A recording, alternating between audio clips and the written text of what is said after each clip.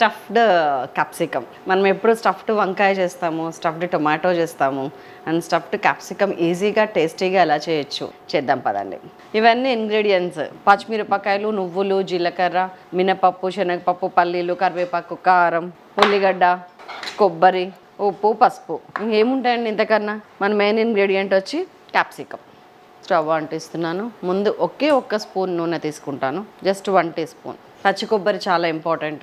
తక్కువ ఆయిల్ వేసినాం కాబట్టి గ్రీజింగ్ చేసుకుంటున్నాను. ఫస్ట్ పల్లీలు వేస్తున్నాం. ఇది వేగటానికి కొంచెం ఎక్కువ టైం పడుతుంది కాబట్టి మీడియం ఫ్లేమ్ పెడదాం, మాడకుండా మంచిగా వేగుతాయి. సిమ్ చేస్తున్నాను. పల్లీలు వేసిన 1.5-2 మినిట్స్కి పచ్చిశనగపప్పు ముందేయండి.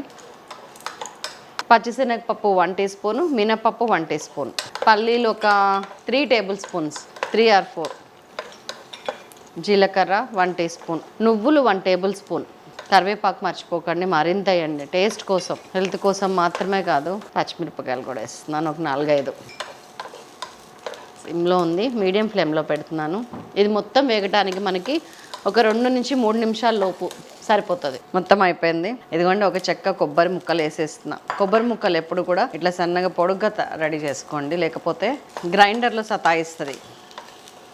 సిమ్ చేద్దాం.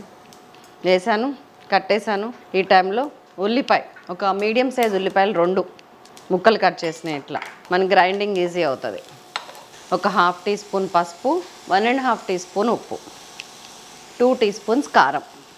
ఏది మన టేస్టీ బడ్ వెల్లుల్లి, ఇంచుమించు సగం పాయ వెల్లుల్లి, 10 నుంచి 12. ఇవన్నీ కలిపి మంచిగా గ్రైండ్ చేసుకుందాము. మరీ ముద్ద చేయకండి, కొంచెం అక్కడక్కడ పలుకులు తగిలితే టేస్టీగా ఉంటుంది. ఉడకటం 100% ఉడికిపోతుంది. ఇవి గ్రైండ్ చేసుకుందాం. కొత్తిమీర వేద్దాం, కొంచెం కొత్తిమీర చాలు, తీసేద్దాం.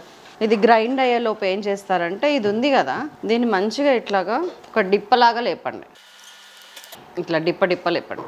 అండ్ లోపల గింజ ఏమన్నా మీకు కారం ఇష్టం లేని వాళ్ళు గింజ తీసేసేయండి. ఇలా కొంచెం ఉండనియండి, టేస్ట్ ఉండాలి. అండ్ ఇప్పుడు కొంచెం మందంగా లేపితే మీకు ఈజీగా వస్తుంది.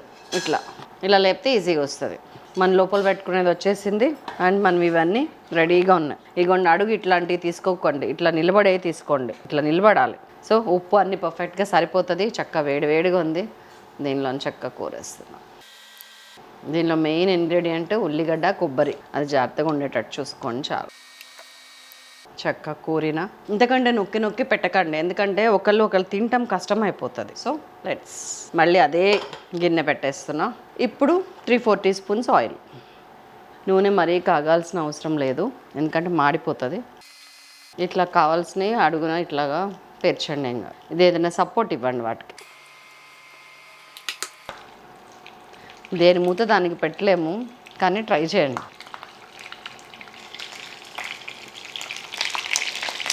సిమ్ చేసేస్తున్నాను, మూత పెట్టేసాను.